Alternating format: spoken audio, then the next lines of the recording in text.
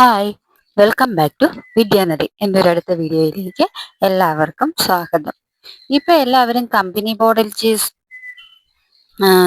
വേണ്ടിയിട്ട് company board L G എസിന്റെ മെയിൻസിനും വേണ്ടിയിട്ട് ഒക്കെ പ്രിപ്പയർ ചെയ്യുന്നവരുണ്ട്. എൽ ഡി സിക്ക് ബെഫ്കോ എൽ ഡി സിക്ക് വേണ്ടി പ്രിപ്പയർ ചെയ്യുന്നവരുണ്ട്, ബി എഫ് ഐക്ക് വേണ്ടി പ്രിപ്പയർ ചെയ്യുന്നുണ്ട്. അപ്പം നമ്മളിപ്പം വീഡിയോ ചെയ്തപ്പോൾ ഒരുപാട് പേര് യൂട്യൂബിൽ പറയുന്നുണ്ട്, ഞാനും ചെയ്തിട്ടിട്ടുണ്ട്. നമുക്ക് കമ്പനി ബോർഡ് എൽ ജി എസിനും ഈ വരുന്ന പ്രിലിംസിനും 10th പ്രിലിംസിനും ഒരേ ടൈം ടേബിൾ ആണ്. ഏകദേശം ചെറിയ ചെറിയ വ്യത്യാസങ്ങളേ ഉള്ളൂ എന്ന് പറയുന്നുണ്ട്. അപ്പം ആ വ്യത്യാസങ്ങൾ എന്താന്ന് നമുക്ക് നോക്കാം. അതാണ് ഞാൻ ഈ വീഡിയോ ഉദ്ദേശിക്കുന്നത്. വലിയ വീഡിയോ ഒന്നുമല്ല, വളരെ ചെറിയ വീഡിയോയാണ്. നമ്മളിപ്പോൾ പറയുന്ന പോലെ എല്ലാവരും പറയുന്നു രണ്ട് വീഡിയോ സബ്ജക്റ്റ് ഉണ്ട്, ഏകദേശം ഒരുപോലെയാണ്. നമുക്ക് പ്രിലിംസിന് company board L G S 10th പ്രിലിംസിന് പ്രിപ്പയർ ചെയ്തിട്ട് 10th പ്രിലിംസ് ക്രാക്ക് ചെയ്യുന്നവർക്ക് നമുക്ക് എൽ ജി എസ് ട്രാക്ക് ചെയ്യാൻ എളുപ്പമായിരിക്കും എന്ന് പറയുന്നു. അപ്പോൾ നമുക്ക് അതിൽ ചെറിയ ചെറിയ വ്യത്യാസങ്ങളുണ്ട്. ആ വ്യത്യാസങ്ങൾ എന്നാന്നൊക്കെ നോക്കാം. അതാണ് ഞാൻ ഈ വീഡിയോയിൽ പറയുന്നത്. അപ്പോൾ എല്ലാവരും പഠിക്കുന്നുണ്ടല്ലോ അല്ലേ? വീഡിയോ കാണുന്ന ആൾക്കാർ പഠിക്കുന്നുണ്ടെന്ന് തന്നെ ഞാൻ വിശ്വസിക്കുന്നു.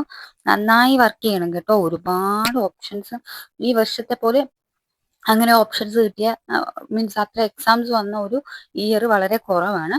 ഇപ്പം നിങ്ങൾ ഇതിനു വേണ്ടി പഠിച്ചിട്ട് നിങ്ങൾക്ക് പഠിത്തത്തിന്റെ കുറവുണ്ടല്ല, ചില ആൾക്കാർക്ക് പരീക്ഷാ സമ്മർദ്ദം എന്തെങ്കിലും ഒരു ചിലർക്ക് വല്ല അസുഖം പിടിച്ച് എഴുതാതെ വന്നു, അങ്ങനെയൊന്നും വന്നാൽ നിങ്ങൾ ടെൻഷൻ ആവണ്ട. അടുത്ത ഓപ്ഷൻ ഉണ്ട്, ബി എഫ് എ ഉണ്ട്. അല്ലെങ്കിൽ നിങ്ങൾ ടെൻഷൻ ആവേണ്ട. എൽ ഡി സി 2027 വരുവാണ്. നവംബർ ഡിസംബറിൽ അതിന്റെ നോട്ടിഫിക്കേഷൻ കാണുമെന്ന് പറയപ്പെടുന്നു. അപ്പം അതിനെപ്പറ്റി ഞാനൊരു വീഡിയോ ഇടാം. ഇതങ്ങ് കഴിയട്ടെ എന്നോർത്താണ് ഞാൻ അത് ചെയ്യാത്തത്. അപ്പം നമുക്ക് വീഡിയോയിലേക്ക് കിടക്കാം. ആദ്യം ഞാനൊരു ടേബിൾ പരിചയപ്പെടുത്താം. ഇത് കോമൺ ആയിട്ട് വന്നേക്കുന്ന സബ്ജക്ട്സിന്റെ ഒരു ടേബിളാണ്. അതിന്റെ മാർക്ക് വിവരങ്ങളുമാണ്. 10th ലെവൽ പ്രിലിംസിന് എത്ര മാർക്കിന് ചോദിക്കും, കമ്പനി ബോർഡ് എൽ ജി എസിന് എത്ര മാർക്ക് ചോദിക്കും എന്നുള്ളത്. ഒന്നാമത്തെ കറണ്ട് അഫയേഴ്സ് ആണ്. കറണ്ട് അഫയേഴ്സിന് 10th ലെവൽ പ്രിലിംസ് 10 മാർക്കിനും കമ്പനി ബോർഡ് എൽ ജി എസിന് അത് 20 മാർക്കുമാണ്.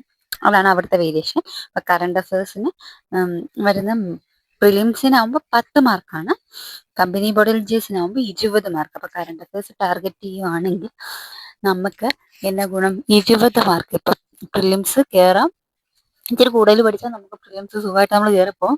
കമ്പനി ബോർഡ് എൽ ജി എസിന് ഉറപ്പായിട്ടും റാങ്കിലും കയറാം അല്ലേ.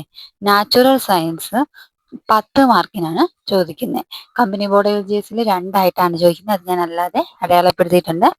ഫിസിക്കൽ സയൻസ് 10th ലെവലിൽ 10 മാർക്കിനാണ് പ്രിലിംസിന് ചോദിക്കുന്നത്. കമ്പനി ബോർഡ് എൽ ജി എസിന് അത് 5 മാർക്കിനേ ഉള്ളൂ. മാത്സ് 2ലും 20 മാർക്കിന്, 10 മാർക്കിന്. മെന്റൽ എബിലിറ്റി 10 മാർക്കിന്. അങ്ങനെ അത് കമ്പനി ബോർഡ് എൽ ജി എസിലും പ്രിലിംസിനും സെയിം ആണ്. കേരളം അടിസ്ഥാന വിവരങ്ങൾ ആൻഡ് ഭൂമിശാസ്ത്രം, അത് പ്രിലിംസിന് 10 മാർക്ക്, കമ്പനി ബോർഡ് എൽ ജി എസിനും 10 മാർക്കാണ്. കേരളത്തിലെ ദേശീയ പ്രസ്ഥാനവും നവോത്ഥാനവും 10th ലെവൽ പ്രിലിംസിന് 10 മാർക്കും കമ്പനി ബോർഡ് എൽ ജി എസിന് 5 മാർക്കുമാണ്. അപ്പൊ കണ്ടോ, പകുതി മാർക്കിനെ അത് ചോദിക്കുന്നുള്ളൂ. അതാണ് അവിടുത്തെ വ്യത്യാസം വരുന്നത്.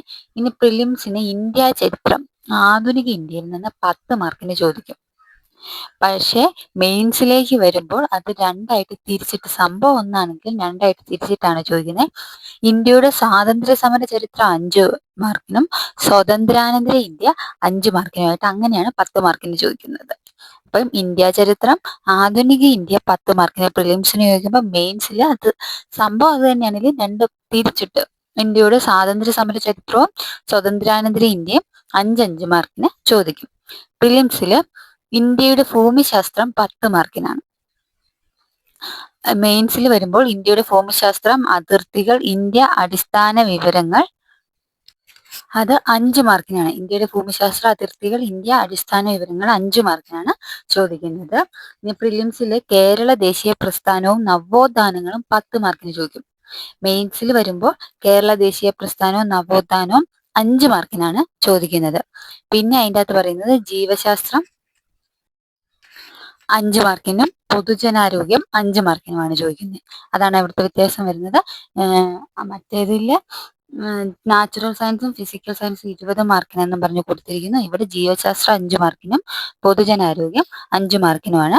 ഇനി പ്രിലിംസിലെ പൗരന്റെ അവകാശങ്ങൾ, കടമകൾ, ദേശീയ ചിഹ്നങ്ങൾ തുടങ്ങിയ അടിസ്ഥാന വിവരങ്ങൾ മനുഷ്യാവകാശ കമ്മീഷൻ, വിവരാവകാശ കമ്മീഷൻ എന്നിവ 10 മാർക്കിനാണ് ചോദിക്കുന്നത് പ്രിലിംസിൽ വരുമ്പോൾ. ഇപ്പം പൗരന്റെ അവകാശങ്ങളും കടമകളും ദേശീയ ചിഹ്നങ്ങളും തുടങ്ങിയ അടിസ്ഥാന വിവരങ്ങൾ വിവരാവകാശ കമ്മീഷൻ 10 മാർക്കിന്. മെയിൻസിലേക്ക് വരുമ്പോൾ പൗരന്റെ അവകാശങ്ങളും കടമകളും ഇന്ത്യൻ ഭരണഘടനയും അടിസ്ഥാന വിവരങ്ങളുമാണ് 5 മാർക്കിന്. അതിലെ ഡിഫറൻസ് നോക്കിക്കോളുക. ഇന്ത്യൻ ഭരണഘടന അടിസ്ഥാന വിവരങ്ങളാണ്. പിന്നെ മെയിൻസി മാത്രമുള്ളതാണ് വിവിധ മേഖലകൾ, ശാസ്ത്ര സാങ്കേതിക മേഖല, കലാ സാംസ്കാരിക മേഖല, രാഷ്ട്രീയ മേഖല, സാമ്പത്തിക മേഖല, സാഹിത്യ മേഖല, കായിക മേഖല. ഇവ 5 മാർക്കിന്. ഇത് മെയിൻലി നമ്മളോട് ചോദിക്കാറ് കറണ്ട് അഫയേഴ്സ് ആണ്. കറണ്ട് അഫയേഴ്സ് ടാർഗറ്റ് ചെയ്യുമ്പോൾ ഇത് അല്ലാതെ കുറച്ച് പഠിക്കണം. അതുകൂടാതെ കറണ്ട് അഫയേഴ്സിന്റെ ഇതിന്റെ എല്ലാ അപ്ഡേറ്റ്സും അപ്ഡേറ്റ് ആയിരിക്കണം മെയിൻസിലേക്ക് വരുമ്പോൾ. ഇത്രയാണ് അങ്ങനെ ഡിഫറൻസ് ആയിട്ട് വരുന്നത്. അപ്പൊ ഇതുകൊണ്ടാണ് ഞങ്ങൾ വീഡിയോ ചെയ്യുമ്പോൾ നമ്മൾ സിലബസ് അറിഞ്ഞ് മാർക്ക് അറിഞ്ഞ് വേണം പഠിക്കാമെന്ന് പറയുന്നത്. അപ്പോൾ എത്ര പുഷ് ചെയ്യണം, എത്ര മാർക്ക് കിട്ടും, എത്ര മാർക്കിൻ്റെയാണ് ഡിഫറൻസ്, എവിടെ നിന്നൊക്കെയാണ് ചോദിക്കുന്നതെന്ന് കറക്റ്റായിട്ട് അറിയണമെങ്കിൽ സിലബസ് വ്യക്തമായിട്ട് മനസ്സിലാവണം എന്ന് പറയുന്നത് ഇതുകൊണ്ടാണ്. അപ്പോൾ ക്ലിയർ ആണെന്ന് കരുതുന്നു. അപ്പോൾ ആദ്യമായിട്ടാണ് എൻ്റെ വീഡിയോ കാണുന്നതെങ്കിൽ എൻ്റെ വീഡിയോ എല്ലാവർക്കും ഇഷ്ടപ്പെടുന്നുണ്ടെങ്കിൽ, അത് മനസ്സിലാവുന്നുണ്ടെങ്കിൽ സപ്പോർട്ട് ചെയ്യണം, ലൈക്ക് ചെയ്യണം, കമൻറ്റ് ചെയ്യണം.